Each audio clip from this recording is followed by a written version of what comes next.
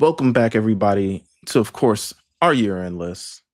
We are back. We're we kicked off the list, and now we're officially back to close up shop.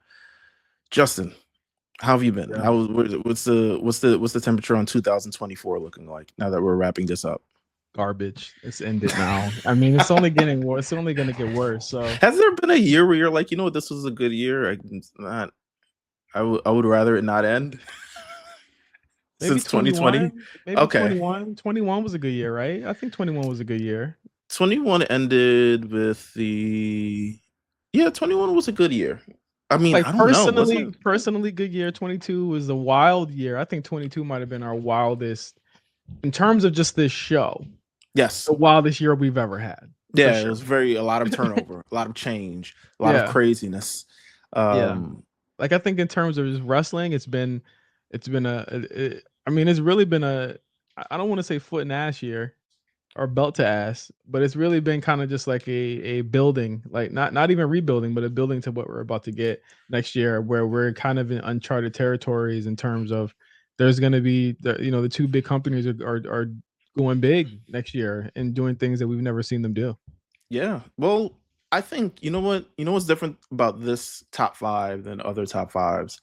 I think the luxury of this top five, CM Punk can finally take a break from being in the top Yes. five this year, Yeah. because 2021 it was him returning to AEW, Yeah. returning to wrestling, and then it was subsequently Brawl Out, Yeah. and Then it then it was was subsequently then it was getting him coming fired. back. Yeah. Then it was him getting fired. Then it was him coming back. Yeah.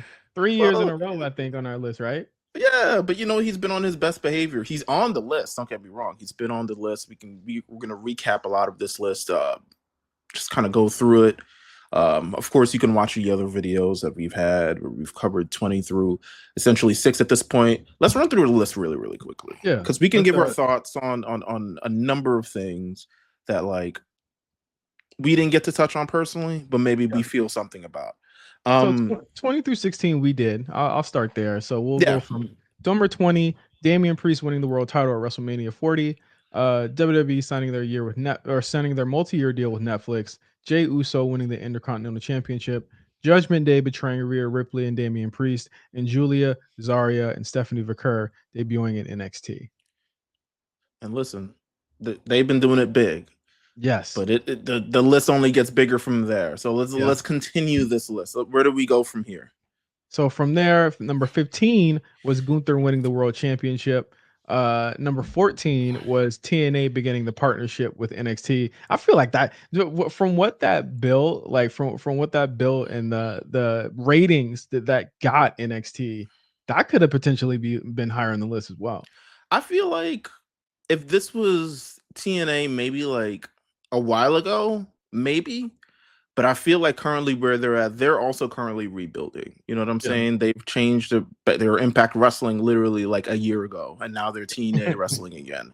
So I feel like they're genuinely building. Um, it had some notable stars come through, but probably the most notable one is going to be probably Jordan Grace, who I expect in 2025. Joe Hendry, I Joe think is probably Hendry, bigger than yes. that. I when I look at like probably moving forward for WWE, because I feel like Jordan Grace is going to be Yeah. she's coming to WWE. I mean, Yeah. it just is. Joe Hendry, I can't confirm or deny if that will last long enough. Joe They Hendry, didn't even give him the title in TNA, so I don't yeah, even know. Joe Hendry should host the shows, I think. I think Joe Hendry is a perfect candidate to be an on-screen personality. I just don't know if it's gonna be like a wrestling personality, in my opinion. Right. I don't know.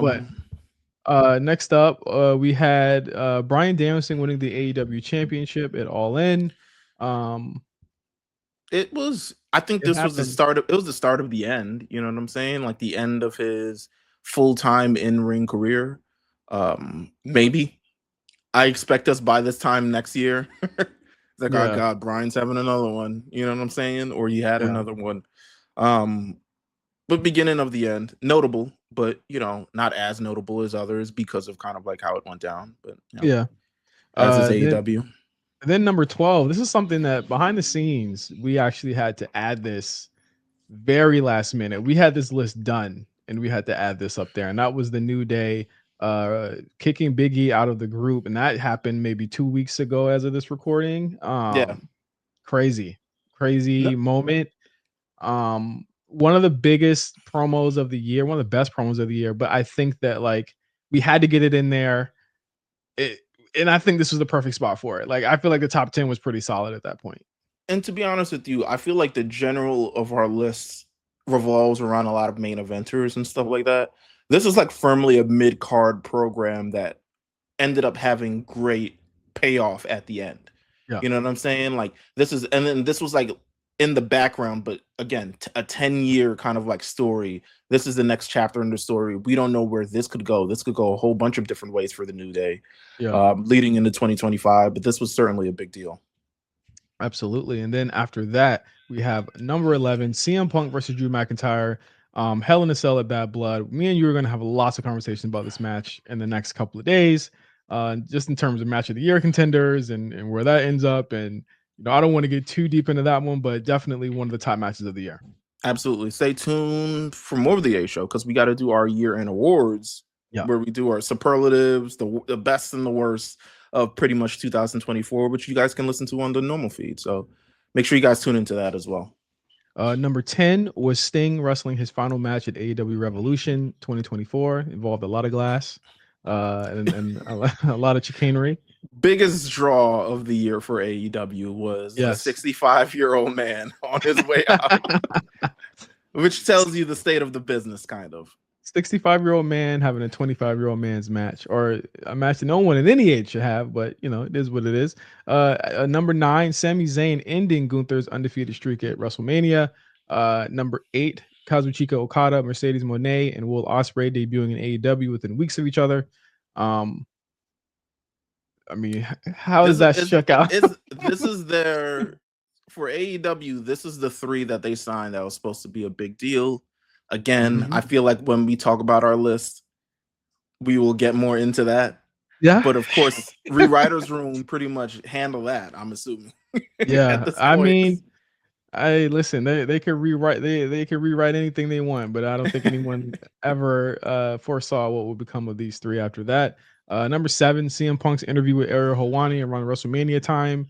He's just good at just doing these interviews. I think one of the biggest advantages WWE has had, and one of the biggest things that they've been able to do, was let Punk kind of have interviews unfiltered and say whatever he wants to say, and that's been very different compared to whatever any other superstar they've had. And really not spend a lot of time outside of that rehashing that situation, because to be honest with you, outside of maybe a couple other interviews, you don't really hear him speak about this at this length, in this detail, ever again. Yeah. And I think that's on purpose, because a lot of things are focused at CM Punk and WWE, and they kind of want to keep it focused on that. But this interview, I don't know where you weren't watching it live, right? I wasn't watching it live, no. I watched it live, and I was hung to every word that this motherfucker was saying. Wasn't it on while we recorded a show one day, and then no, this came the day after. Okay, because this was during our WrestleMania prediction party thing. Yeah. So a lot of that came out. So actually, we probably did cover it. I think we went back and we ended up covering it and adding it to the show. And what was crazy about all of this is that it acted as a post-mortem, so that Punk got to react to not only how it happened, but how they did things after he left. And I think that was the most important part about this interview too. You could arguably say this led to a kind of domino effect. He does this interview, the Bucks show the footage. Yeah. No one cares. Yeah. Everyone. No, I wouldn't say no one cared. I would say everyone left after they showed that footage. I think everyone left. And I think that was, controversial to say. It might have been AEW's finger poke in my eyes. Potentially. Yeah, you exposed the business, you exposed your inner workings that way, and I think that it did more harm than good to them in the end. But after that, we have number 6, Roman Reigns returns and goes against the new bloodline and reunites the OG bloodline last summer. And this leads us into our 5 through 1, which we're going to tackle right now. What about, let's talk about a couple of honorable mentions, things that were listed. Let me see if I could pull up the list things that were listed, moments that we didn't necessarily feature for whatever reason or not. Let's see, kind of like what we went here. So there was a number of things. I mean, there's a number of stuff that we didn't feature on this list for good Yeah. reason. One of them, I think one of the most notable, I guess, omissions from it is, Swerve Strickland's rise, but he doesn't like to be on lists that Black people come up with. So we Yeah. chose just not to include him on this. I So don't think going forward, I think he just won't be on any of our lists. So I mean, as long as we're Black, yeah, it seems to be a problem. So Yeah. you know what I'm saying? If you're a list created by Black people, Swerve does not want to be on it. Let's see. So we also have on this list, what I thought? I mean, this didn't end up leading to anything. I realized I checked more boxes than everybody else on this on our team. I checked way more boxes. I was like, oh, this was cool. Like this was a thing that happened. The Young Bucks take out Tony Khan at the end of Dynamite. That did not end up on our list at all. I know. I realized that I don't think I checked that box either. I was like, no, it was only me. Yeah, it led to like out of all of our people, and that's including like Juan too. Like Juan didn't even. Yeah, but you know why? Because of how little, and again, we'll talk about it on our podcast in a couple of weeks. But when you talk about one of the like most fumbled gimmicks, I mean, this gimmick didn't have any legs to stand on. To be honest with you, it was not a great gimmick at all. People laughed at the actual Tony Khan beatdown. Like they laughed at it. It was a joke to people, and people were like, "This is Beast. Look at Shad Khan. He's there." I'm just like, it became a meme immediately. It just looked ridiculous. So this led to a whole bunch of things. Tony Khan ends up literally, because he has another job, which includes the NFL, he literally showed up again on our screens 2 days later to not sell the injury, and they had to kind of like work around it in various different ways. But I will say that this is a ending to Dynamite that probably could have been something, but due to kind of like, in my opinion, creative ineptness, it wasn't really followed up on in any particular way. Yeah, it ended unceremoniously with everyone involved losing their titles. And then probably going to go back to what they were doing before. Yeah, and then leaving. And I think the only person that is like there who is still in that like fringe group who is Okada, who is in the elite, not in the elite. I'm pretty sure he'll probably. He's the only one around. He's the only one around. Yeah, I don't think Jungle Boy's around anymore right now. I don't think Young Bucks are around anymore right now. So because they're all coming back as baby faces. Like it's what's about to happen here. This is whack. I had Backlash France. I thought that was a tremendous event just in general. I think we're gonna 5-star match. Yeah, which is it's very, very rare. I think from top to bottom. And with a Meltzer 5-star as well. Like Meltzer gave that main event 5 stars. AJ Styles second, and third. Cody Rhodes. Yeah. AJ Styles versus Cody Rhodes. Ricochet leaves WWE, signs with AEW, ends up not really having really great returns, but I'll say the conversation surrounding that for the weekend, it was something that was continuously talked about leading up to eventually what happened with him and Braun Breaker. So that was there. The Wyatt 6, which I think was like, it's a fringe 21. And to be honest with you, I think if the Big E thing didn't happen, it probably does make the list. But also, is another thing, I mean, these are roughly mid-carders, to be honest with you. It's like a great gimmick. Yeah, it's fine. They are, because remember, we had the Wyatt 6 watch, and we said that these 6 weeks will determine whether we or not we will ever talk about them again on this show. And I think that they far exceeded expectations from that initial crazy intro where they killed everybody in the backstage area all the way up to their actual debut. It looked cool, but they have managed to manage our expectations in a lot of ways, where it's like these people aren't going for any heavy titles right now. They're largely facing mid-card acts. I mean, a stable with Eric Rowan, Bo Dallas. Bo Dallas. What's my man's name? Gacy. What's his name? Dexter Loomis. And Nikki Cross. I think their ceiling collectively is like what? the women's championship. I Like, wouldn't say Gacy has a I think Gacy has the highest ceiling of all of them in well, my I'm opinion. I'm just saying, well, In the not group. necessarily ceiling, but like currently, as accomplished as they're not really accomplished even on their own before this. So Right. it's kind of like you're putting them together. There's not like a WWE champion or a future WWE champion that you can see in the looming waiting there. They're roughly like a mid card group. So that's that. We had Jade Cargill making her WWE debut. That was a big moment this year. Yeah. At the Rumble.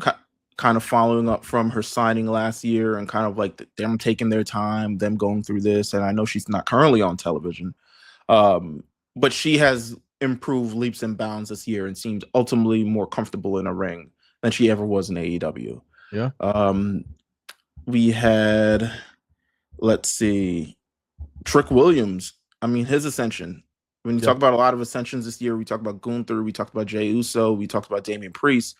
Trick Williams is right up there. I mean, when you talk about a star on the NXT brand, we talk about a lot of great wrestlers and a lot of people have great potential. But when you talk about someone who's notably a star that WWE can capitalize on, Trick Williams is that in a way that I don't think the NXT brand has seen before.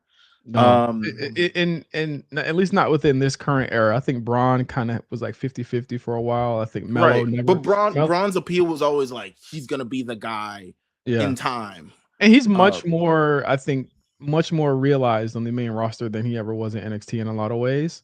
Whereas Trick, you can say like from the ground up is one of theirs. You know what I mean? Like he's like one of theirs from the ground up, and he's led a brand. He's leading a brand right now, and he's got stiff competition.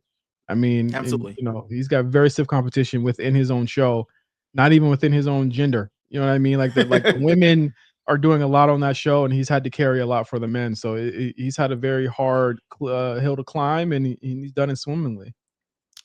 We have Bryan Danielson and Will Ospreay have the greatest match ever. It's not on our top 20. It's not on our top 20, but great match, to be honest with you. It's one of my match of the year candidates. It is what it is. Young Bucks play the CM Punk footage. I think you can roll that kind of into everything that happened this year. If it didn't end up with such like mediocre results, like, it would have been higher. Yeah, like even the footage itself, it's like not that damning. It makes him look. The footage. The thing is, the footage was supposed to vilify CM Punk, and it only made him look cooler. So like, it just actually it didn't work at all. We have WWE Women's United States Championship announced. It's also with the Intercontinental Championship. So the women are getting a mid-card title. The women's revolution that started nearly a decade ago at this point continues to keep rolling in WWE. Another one, we have Kevin Dunn out. Lee Fitting is in. This is that'd be number one on any year. But there was just so much stuff in the top 5. We just said, that could go along with just the change of WWE in general. Yeah, because Lee Fitting, he ends up. I mean, we'll talk about it somewhere in our top 5, kind of like how the change of the status quo in WWE with one of the major departures. But Lee Fitting has added a new dimension to WWE television that we haven't seen pretty much ever. It's been Kevin Dunn for all of WWE. So Kevin Dunn leaving, Lee Fitting bringing this new kind of like presentation to WWE is definitely there. Then we have the Hurt Syndicate debuts in AEW. And yeah, I mean, that's really it. Yeah. The top moments I wanted to include more moments from AEW, but AEW doesn't really have like moments. I mean, moments if you like matches. We left off the Death Riders, bro. How could we do that? It just poisoned the nigga. All right, whatever. Cool. It is what it is. You're not a real sicko. I think that's the real issue. You're not a real sicko. I feel like they haven't really done anything. They won the AEW championship, but even that, in a sense, like them defeating Bryan Danielson, a moment, but it's really the follow-up that doesn't like lead to anything. The follow-up killed it. The follow-up, like it was supposed to be this moment where like your biggest star ever, Mox, beats your other biggest star ever in Danielson, and you like killed him. This is the biggest match that they have. This is Yeah. the biggest match. That's the biggest match AEW necessarily has up to this point, and I don't know anymore. Yeah. With that said, let's get into the top 5. Mm-hmm. Number 5 is the announcement of John Cena's retirement from John Cena himself. Now, I forget which pay-per-view this actually happened on. It was an overseas one, right? This was wasn't it? It wasn't Backlash. Was it Money in the Bank? Money in the Bank. It was Money in the Bank because it happened in Toronto, and now they're like, he's going back to Toronto for the last time. Yeah, it was Money in the Bank. So this is major news just in general from I don't think. Well, what was crazy about that, right, is we were all watching this show together that night, and he comes out, and I think one of us, it was either me or somebody else, was just like, does that say "one last time" on his shirt? So I almost felt like he should have came out in a jacket or something and then revealed it, because like it's on the back of the shirt, like you see like one last time or one more time or something like that. He probably said something slick to the camera too, like, here we go, one more time. and you think about the moment where we kind of realized that Cena was just like, he's just not the same. I think it was Mania 39 against Theory, and it was just like this didn't hit in the way it should have. Cena was white as hell. He's already white, but he was whiter that night. Calling out spots crazily loud. With no like care at this point anymore. Yeah, like it was. And I would never say he don't love this, but I think that it became where like he just wasn't as fast anymore. And then the solo match where he got squashed, but then he comes out at Mania 40. That was a huge moment. You know what I mean? And then he makes this surprise at Money in the Bank, and he pops everyone goes crazy for him. Nobody knew he was coming out, and announces their retirement, and the retirement tour will begin in earnest in January. I think he finishes filming Peacemaker, I think in the next 2.5 weeks, I heard. So Peacemaker will be done effectively, and he'll be pretty much free to do whatever he needs to do at WWE at that point. So WrestleMania will be his last WrestleMania as an active performer. His last time in Toronto at Elimination Chamber. His last Royal Rumble, which he will be in. He's already said that he's like the first person that has declared to be in it. And all the way through, and it's left us with fond memories, but also like, how is he gonna end it off? Because he will not end. It will not end at Mania. It's gonna end on December, whenever the hell their last show is in December. Right. I think it was Madison Square Garden. It's Madison Square Garden is going to be his last show in December. Right. Let me ask you this question. How much do you think this is a Nick Khan kind of like play? You know what I'm saying? Like, ultimately, John Cena will retire at some point. Yeah. But while he's fresh now, while his schedule's kind of free, I feel like low-key this was very orchestrated, and I'm not saying as it like it's a scheme or something, but essentially we're looking towards 2025 in WWE. What's going to continue to be one of our big draws? The retirement of John Cena. I look at it like the retirement of Kobe Bryant. Kobe announces that he's retiring, and you going down to every arena, and every arena has their own Kobe moment. They're showing Kobe moments, all until the last game. How much do you think that this is WWE knowing like we probably get some business out of this instead of just doing the normal standard wrestling retirement, like Sting, I guess? Really, they're gonna make millions. They're gonna make millions off of this. I think just saying, okay, Cena's coming to Raw next week on Netflix. He's gonna face CM Punk one more time. That gets people to get their Netflix subscriptions just to see this one more time, right? He's gonna go. He's gonna be on SmackDown one last time and face Cody Rhodes. That pops a 2.4 million rate. You know what I mean? Like, anytime you say he's going to show up, he's going to show up. Cena's last SmackDown, we're all watching that. Cena's last Raw, we're all watching that. I think that, yes, it's orchestrated, but I do think that there's an element of Cena saying, I can't go anymore. Yeah. And him saying, if the moment that I can't do it the way to the level that I was doing it before I left, to kind of go on my extended hiatus, then I don't want to do it anymore. And I think I don't think they're going to do anything crazy like give him a title. But I think they're going to definitely give him moments where he can put people over and really kind of let people shine and have those one last moments with those people that he had great feuds with. I don't want to jinx anything, but the worst part of this would be if he ends up getting injured at some point during all of this. But That's we what know I'm. how we know how he is though. Like But he, we know how he was. You know what yeah. I'm saying? But I wouldn't Like, wish that on him. That's fucked up. Like I I don't don't want even to. want I to don't think want about to wish it on that. him. But I think about these things. You know what I'm saying? Because it feels like every major return comes with a fucking injury that comes within the contract. Like it ends up extending it. The CM Punk, the Cody Rhodes, all the other things like that. Edge, you know, But Randy. Cena like isn't super injury prone like that either. So and then his style ain't crazy. You know what I mean? So like if that happens, it would be something super freak that Yeah, happens there.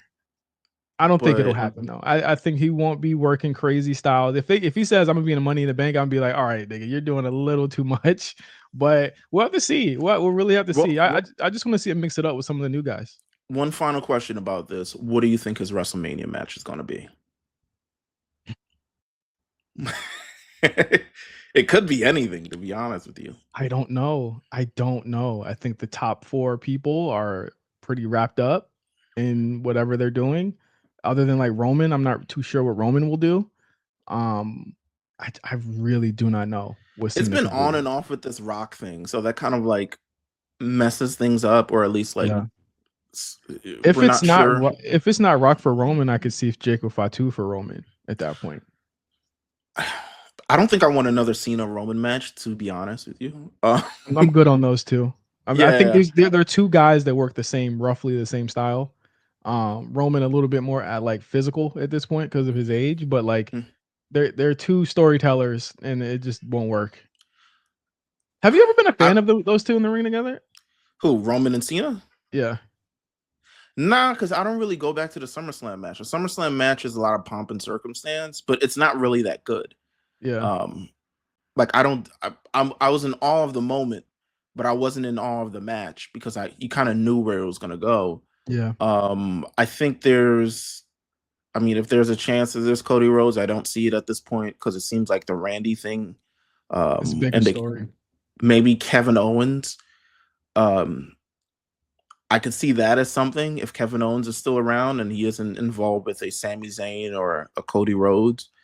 Gunther? Um, Gunther, another big one who I can see if you're looking at someone who's going to have the best match and also keep it safe. Yeah. That's good. I mean, he might chop his nipples off, Yeah. but it's you know what I'm saying? You'll get Or it. or he could get his win back against Solo.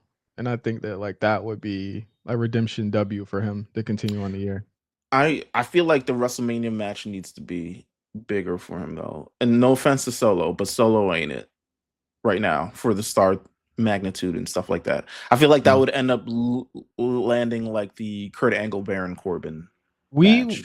I think the Rumble will let us know everything come February. And I Okay. think whoever tosses him more than likely will be the person. So if I had to think, Braun Breaker, and that's my final answer. Okay. Okay. I could see That's that. my final answer. Um Damn. Thank you. Is that Braun? Let's go to number 4 on our list. This is the biggest news that AEW's had this year. It's the biggest thing that we've all been waiting on, and what it will lead to going in the future, we have no idea, but they are currently locked down. AEW signs a new television deal with Warner Brothers Discovery. It was the biggest news item covered by AEW, sympathizers, AEW haters, everything. Never has their ratings have been scrutinized, their viewership has been scrutinized, their television has been scrutinized, and yet through it all, they have managed to secure the bag. Multi-hundred mil. I mean, I think the end of deal 550 million. 550 five, million. 550 million, which keeps them according to those who love AEW, that They're keeps them profitable. profitable Yeah. without having No, to do they anything. they will be profitable for the first time at some point during this deal. Mhm.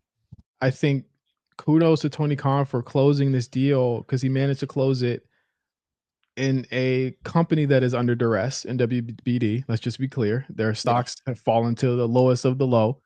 As their ratings have fallen, their attendance has fallen.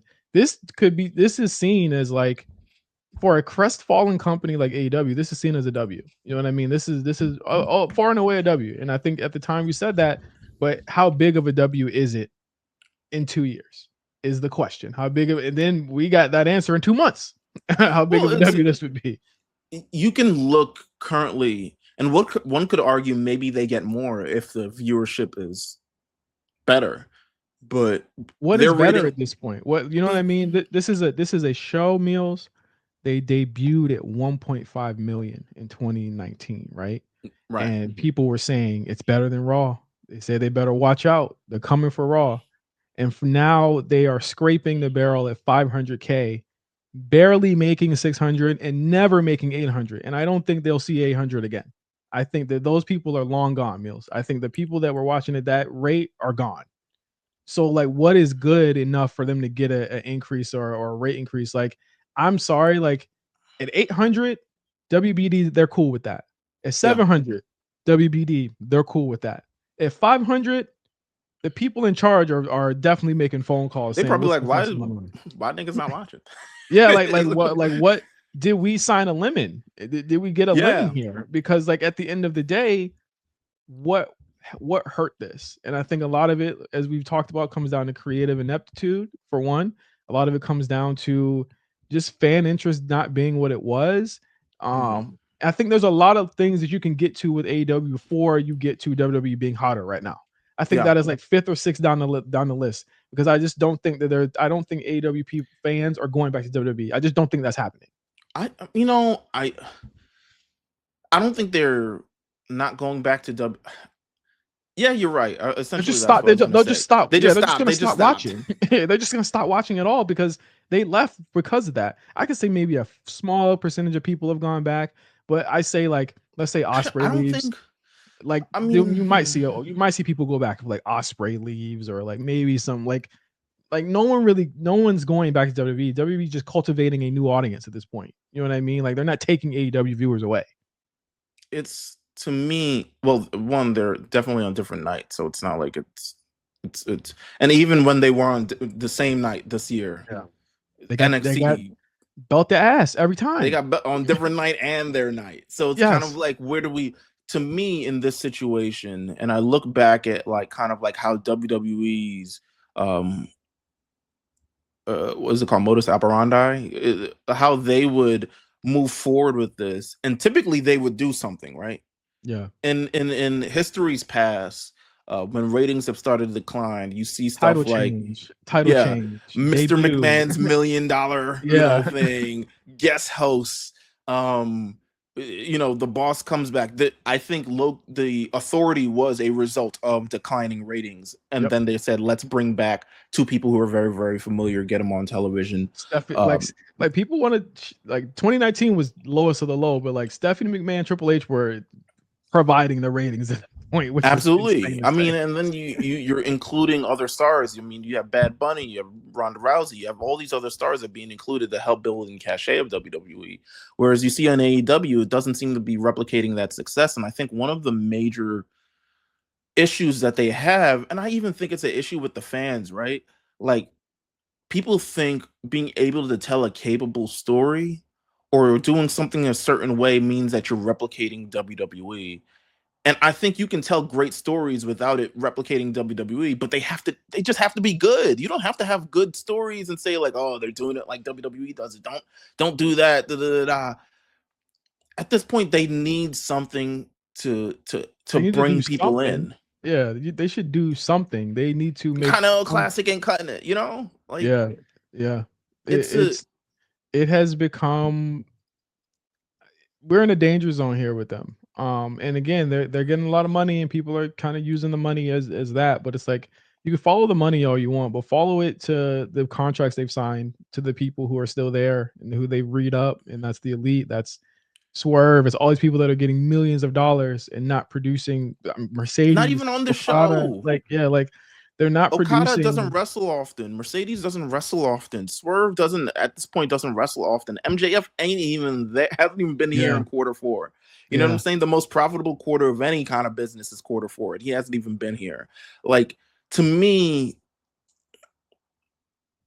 there's such a lack of great leadership and also decision making, that's absolutely tanking their company. I think And and I go think ahead. people need to get it set that even if there was, as you say, like new leadership, I said this on the show, what, 2 years ago? I said, "I've never seen a company turn around," or a year ago, I said, "I've never seen a company turn around from something like this." We've never seen it. It's it's not Chili's. This is like wrestling. You know what I mean? Like I've never seen a company turn around for something like this. But I think people need to set in stone that even if Tony does leave, I'm glad you they said that because I was gonna bring that up. But because typically under these kind of like situations, right? Like for instance, an NBA team is going bad.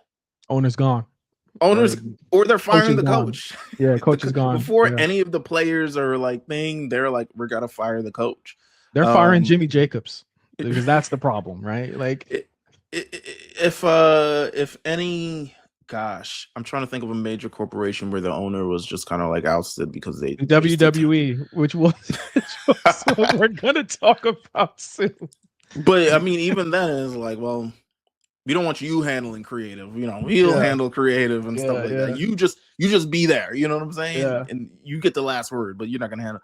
But in any other circumstance, I think, but people are so kind of like caught up with. I think Tony would do. It's a double edged sword because if he decided to step down, he's like, I'm gonna do what's best for the business and kind of just like handle the business and not creative. Um, I think it could be a double-edged sword of like people are like, okay, well, this isn't what I signed up for. I want to support Tony Khan and all this other stuff like that, but it's ended up becoming much, much different than what the initial or what we loved. Um, so you would have to kind of like do it very, very gradually and very, very slowly to condition your audience. But And the thing is, they're gonna see more losses. They're gonna see more viewer losses as they do that. This is in the middle of a seasons, if you will, of them changing. And that's what I was gonna say. Even if he does leave and then someone else takes over for creative, I think people need their biggest fans need to start setting in stone that the company will not look like what they wanted it to, and it will not reach the numbers that it will. they're currently downsizing as it is, not even from Yeah. just a employment standpoint, but just like when you look at the arenas now, it's starting to become clear they're not booking Collision in them big ass arenas anymore. Thank fucking Yeah. God. But we even listen. We looked at the first episode of Collision the other day with the Mhm. CM Punk return. It was like they Oh, must have set a Guinness World Record for niggas at Collision over there. yeah, full.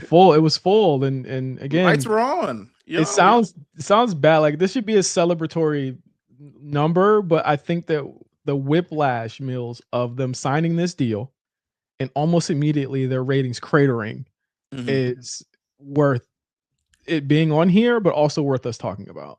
And then also the lack of accountability when it comes to the ratings is also a major point. I mean, you look at it, the biggest, I don't say this was the biggest news story of the year, but one of the most jarring was the initial lowest rating that they had on Juneteenth, and they're blaming Kendrick Lamar, a Twitch stream.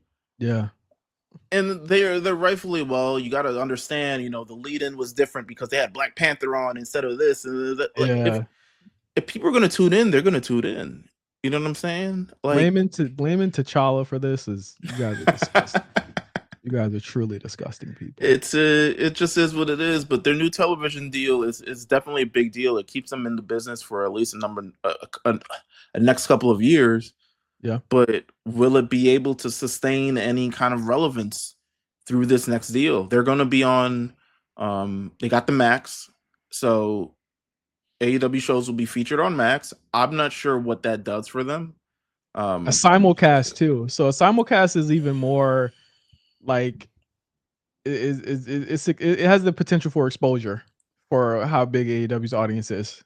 It really does. Because Max as it is, it's a $15 buy-in to get in. Just like Netflix is. It's a $15 Yeah, buy-in to get. And it's gonna expose a lot of things. But it's also one thing that's to their favor, they don't release those numbers on Max. So we wouldn't even know how many and they people could they watch. could they could funny up the numbers if they wanted to. To be honest with you, Yeah. Yeah. so the numbers are just aren't in. Well, I would say ratings in 2025 for AEW will show. Is Collision even on Max? I don't think Collision gonna be on Max. No, but Um, it'll be there. Rampage is actually over at the end of this year. I think yeah. Well, it's yeah, the less said the better.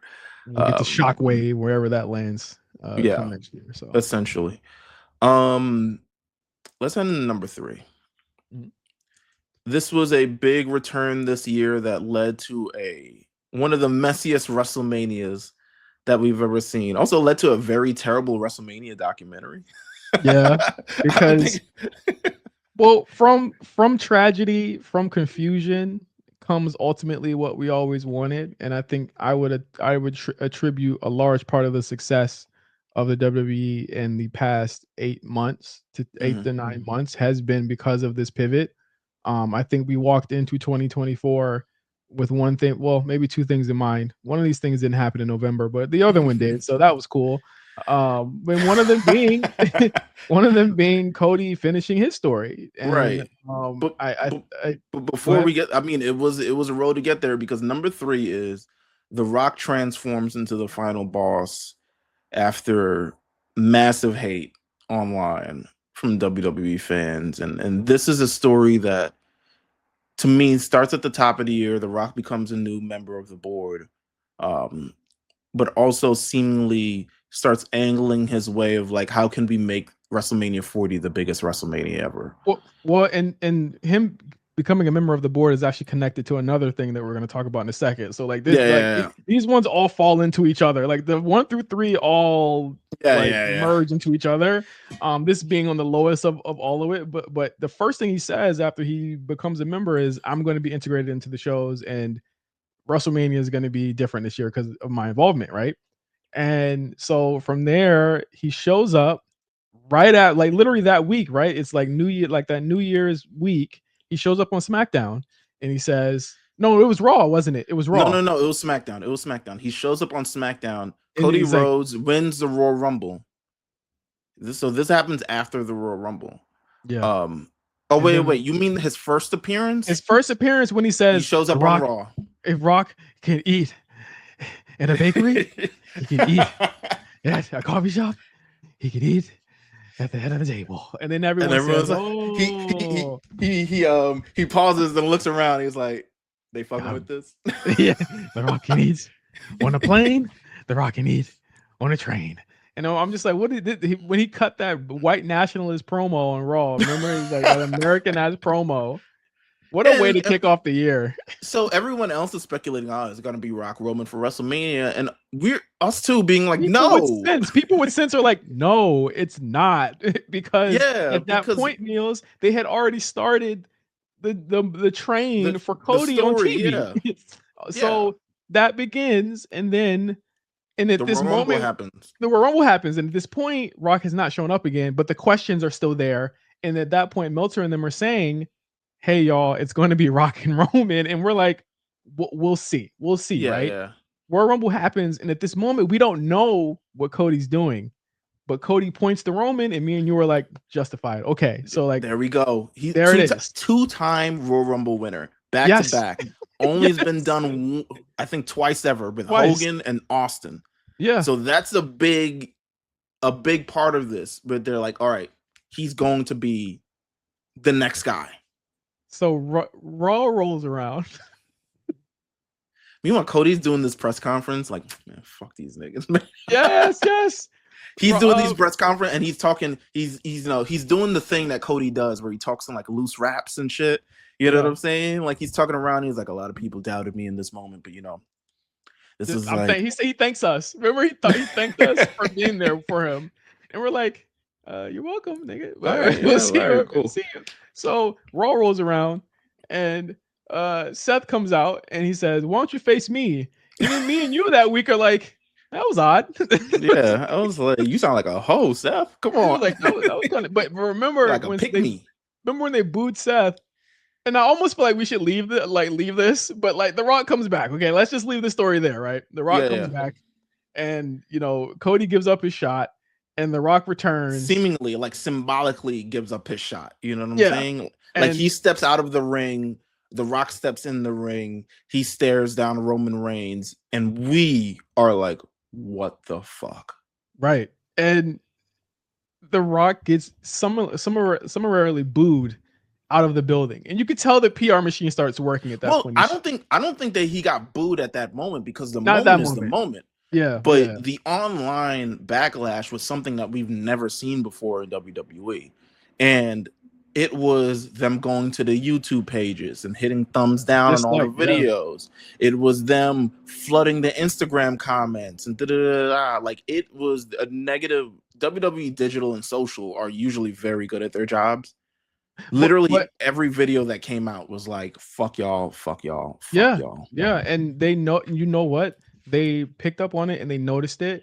I don't wanna I don't ever wish to be in the room of the egos that had to tell Rock that he had to change everything up, but that led us to, it led us to the WrestleMania press conference, like the Yeah. kickoff press conference, which to in my eyes, regardless of what The Rock did weeks after this, because we got weeks and weeks and weeks of fuckery from this Yeah. guy for 20 Well, not minutes.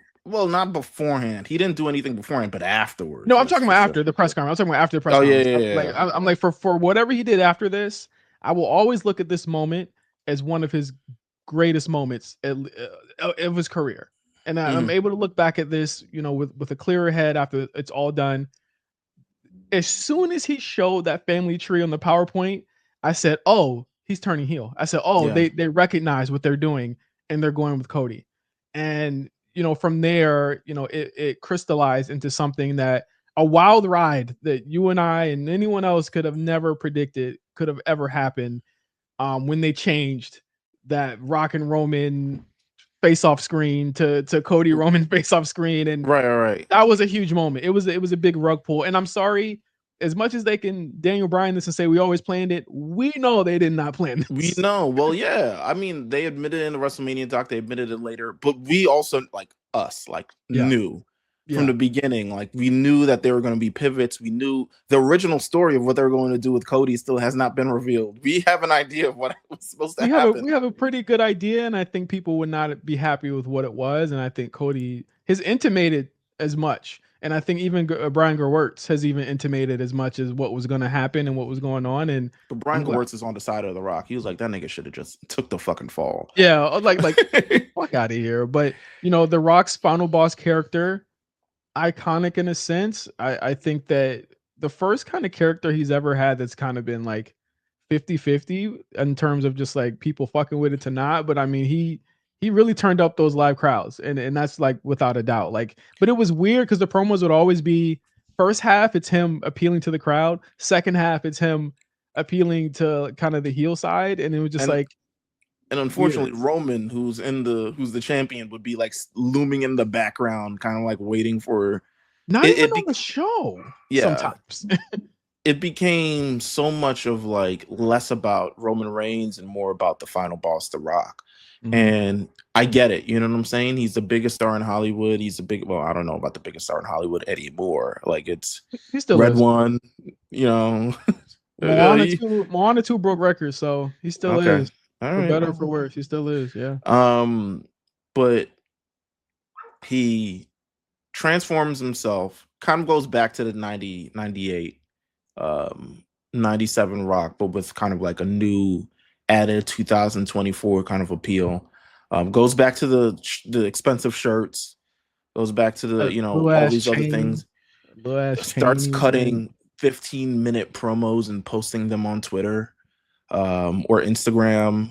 Uh, It's like your dad trying to be, like, cool again type shit, like Cussing, and then everyone, you know, now they're telling everyone, well, you can't cuss, The Rock can cuss. yeah. But y'all niggas can't cuss at all. But, um like, I feel like, and shout out to Drew McIntyre for being like, "Fuck that, I'm gonna just say fuck on Twitter." Like, I'm gonna cuss on yeah. Twitter if he can fucking do it, I don't care. But, like, I think, like, even with all that, I look at, like I said, I look at that moment at the press conference as the moment of this whole run for him. Right. And I mean, honestly, I even like the promo after Mania with him and Cody, you know, with the, you know, I guess the breadcrumbs for a story that will never happen because he's just gone again. It's like it's just odd. Now he just shows up and says, and then leaves. I was It like, was what like, was that? we the reports say they don't even know either. It was like he just wanted to show up. So it just is what it is.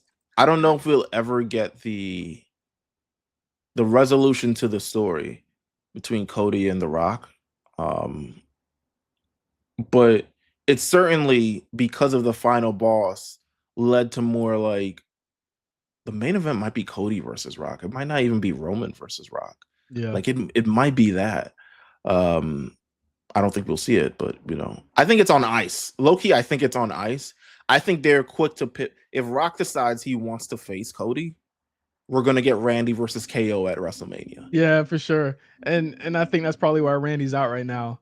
And we're saying Yeah. this before we know anything right now. So like we're saying this weeks in advance. So we haven't even seen Saturday night's main event. I think that's happening like time travel this weekend for us. Well, But yeah, it'll have happened. It'll have happened already by the time this yeah, comes out. but you're right. Like if he chooses to, because I mean he's got to win over him. So it's like it's already there. It's But already set up. Yeah, in a sense. but the pivot gave us this character, and I guess he's gonna rock with it for the near future. Number 2 on this list, arguably the biggest thing. I mean, we've had so many big moments related around this man in WWE, but this is kind of like the true exodus of Vince McMahon. I think 2 years ago, or was it last year? It was last year. Last year we reported on. Well, 2 years ago was he's out of the company. Yeah, because that happened in 2022. He retired. He retired. He retired. 2023, he comes back. Yeah, he unretired probably like December of 2022, but he was back in full force in 23, like for sure. Right. To kind of like solidify the deal with the TKO group, buying WWE. So he got to the deal. He's part of the board of directors. They say he has no influence within creative at all, and he's essentially removed from the creative process just entirely. They're filming this documentary, this Netflix documentary surrounding him. We've heard about it for years. They're ready to talk about his life. They're ready to talk about how he grew up. They're ready to talk about everything. And then in January, the official, I wouldn't say even official because this was reported back in 2022, but the grim details. Like the actual lawsuit came out with the details, and yeah, Janelle Grant going through and going forward and suing him. That came out, and at that point, this was the day the Netflix thing was done earlier this year, and at that point, Ari Emanuel and I'm guessing Nick Khan and everyone said, "You got to." This was within 24 hours too. Like people thought that it was going to be days. He was gone that next day. And all of his shares were pretty much liquidated, and he was out. Well, the story that I heard was that, and again, this leads also to the Rock thing as well. The story that I heard was a lot of sponsors were ready to pull out of WWE if he was WrestleMania this year. Yeah, if he was not let go soon. The remedy to that ends up being they, essentially remove Vince McMahon from the board, and The Rock is now. We're gonna bring The Rock on to WrestleMania to kind of like make more sponsors happy, draw more people to that. So that was kind of like what I had heard in the background of things, of like kind of what was happening, and it kind of like, to be honest, it kind of checks out kind of with how everything happened for WrestleMania this year. Yeah, because Rock had to be on the card. He had to be. Like there wasn't a question. Literally, like I said in the last point, he came out that day where he said, "I'm going to be integrated heavily into WrestleMania this year." Like he had to say that, and from there, it pretty much came into fruition to a point where they were going to make him a main event, and then they put him in the main event that year. And because they had to at this point. They had promised. I think at this point they had promised sponsors and people who were ready to pull out of WWE that, listen, we need one of two things. We need The Rock available on the show, and we need Vince McMahon out. And shout out to Nick Khan and kind of like the company and Ari Emanuel moving forward with that. Even though if I had to guess, they wouldn't have done it if it never. They wouldn't have done it if it wasn't going to affect business, because the previous 2 years, the man is essentially accused of it. He's featured on WWE television at some point. It's low key the kind of one of the craziest kind of ordeals. And then he's eventually brought back into the fold once it cools off. And even to the point where he's like, he has frustration with kind of things, because I think it's Triple H, Stephanie, who all become board members. And once Vince McMahon is back, they're like, all right, fuck it, we're out. Like we don't want, we Steph don't want just this shit. Steph leaves altogether. You know what I mean? Yeah. They had the vote of no confidence for him. They tried to oust him several times, and he weaseled his way back in for the sale. Then the sale happened, and then he still doesn't go anywhere. But now, like, I think the biggest part of this part in our list is the fact that this is the first time in ever that the Yeah. WWE is owned by someone who is not a McMahon. It is a different company in terms of just the way that they operate, the marketing they do.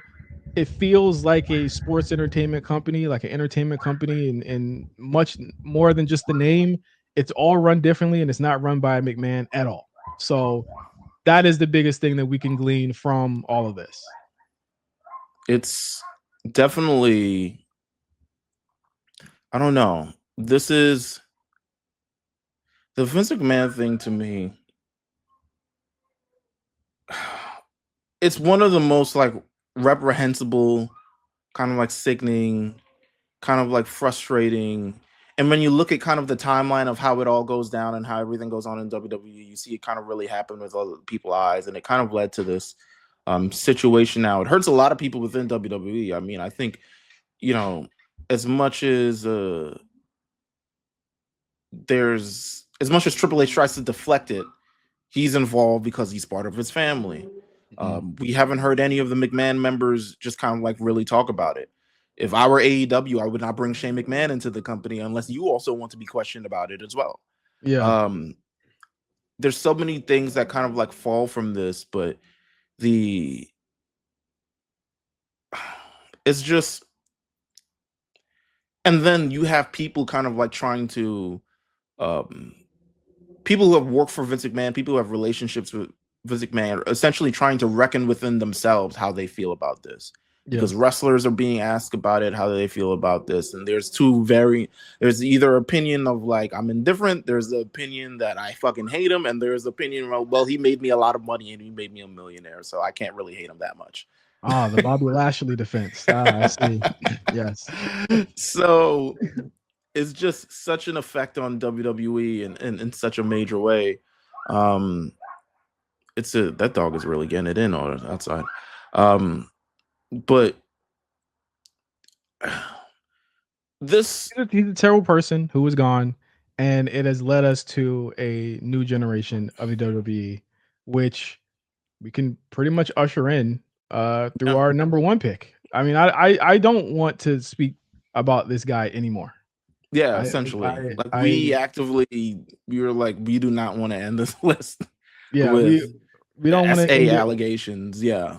And I think our 3 through 1 is a good encapsulation of what has happened. We got the 2 and 3 are the outcomes of these irreprehensible acts. You know what I mean? Like of these terrible acts that have happened that led us to what I saw at WrestleMania 40 as a turning the page, and our number one pick for the biggest moment of the year is Cody Rhodes finishing his story at WrestleMania 40, being a turning of the page moment for WWE in terms of who is on top there, behind the scenes and in front of the camera, and handing over that last bit of Vince McMahon over to the people that are going to carry the company into the future. And from there, we've seen the changes wholesale from top to bottom of everything that they've done in terms of live events, in terms of the way they do shows, the way that they present shows, the way that everything has looked. It's been more cohesive.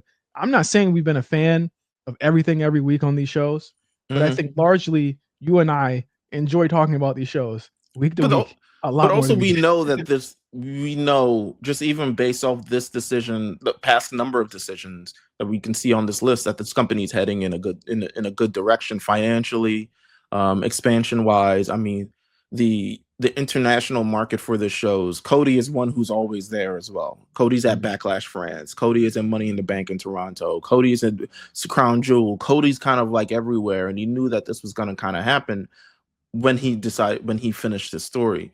This kind of like, it's been over 2 years in the making since Cody returned to WWE. And again, long-term storytelling building towards this. I don't think you could plot a better course. And it's interesting. Cody comes at the tail end of the Vince McMahon stuff, but then he's a Triple H kind of like, the story is told through pretty much a story of the vision of Triple H. So you kind of wonder where it planned to go initially versus where it was going to go now. But honestly, probably wouldn't have happened at WrestleMania 40. To be honest with You don't you, think so? Oh, no. You think Vince would have relented to Rock? Yeah, absolutely. Yeah.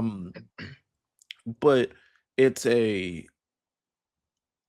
me, this story and the culmination of it, this is what, when you talk about things that AEW missing in the compelling story points, this is one of those things.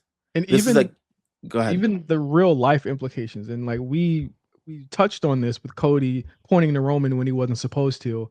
Yeah. And I mean, to Roman's point, Roman reacting when I'm pretty sure he wasn't supposed to react to. So like they're them all reacting to this, Cody knowing he wasn't going to be the guy, and then them setting up the gauntlet for this, and bringing in even Seth Rollins, someone who, I mean, largely could have been forgotten about and just did his own thing. You know what I mean? Him getting brought into it. Night one, that main event, stellar. You know what I mean? That night one main event, stellar.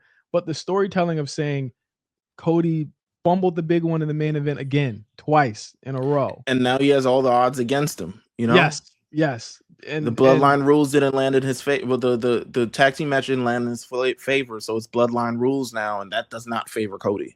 Yeah, it doesn't favor him at all. And them coming out, the entrances were fucking epic. The crowd was into it more than I mean, night two was jumping the whole night, but the crowd was really into this shit. And I mean, you look at, I think it's one of the most viral moments in WWE. Like just that 5-minute stretch of like, here comes Solo, then here comes the Usos, then here comes Seth Rollins, then here comes the John Cena, then here comes The Rock, then here comes the Undertaker. Like that stretch is so viral and so probably a great telling of the 40 years of WrestleMania in a way. It's this moment was, it's one of those moments. Kelly Clarkson said, a moment like this, nigga, this is one of the moments.